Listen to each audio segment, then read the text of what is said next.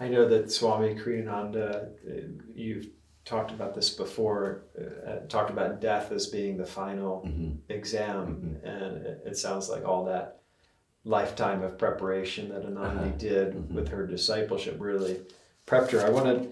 Wondered if you could share. I reread this part a few weeks. This is from the Infinite Freedom part of the book, Expanding Love. A few weeks before she passed, Anandi told me, these are your words, and then Anandi saying, "My heart has been at peace since the beginning.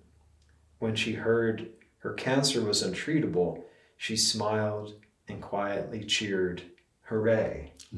So eager was she to go with our gurus to God." I was so touched and impressed by this, that she embraced that diagnosis of untreatable cancer and imminent death, so to speak, with joy.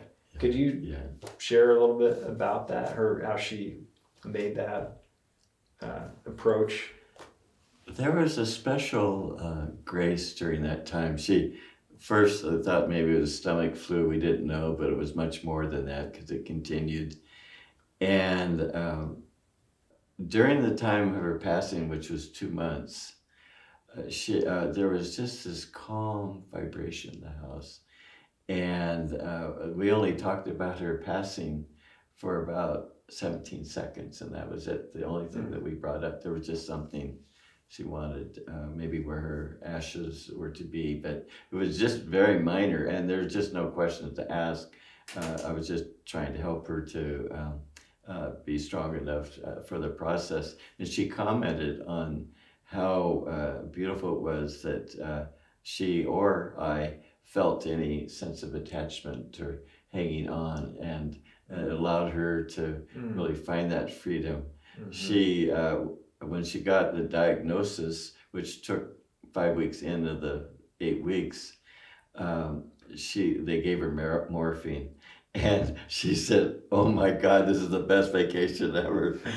And but she just released everything, and she was just very quiet and total offering to God.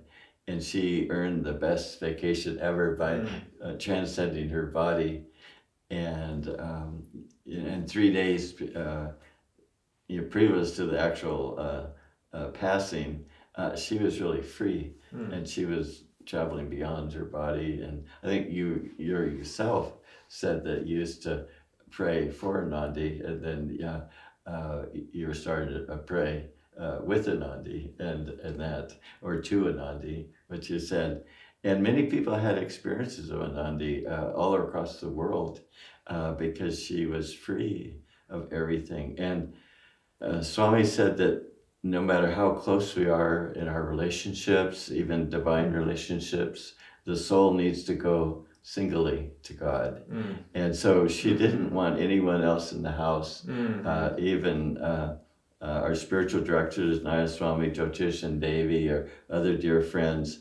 It was just, everybody was with her in spirit. Yeah. But she needed to go alone, and it really, so she really followed that advice, and she was free. And what was very interesting is that people would set up a place to meditate for Anandi outside the house, and in the sort of where we parked the cars.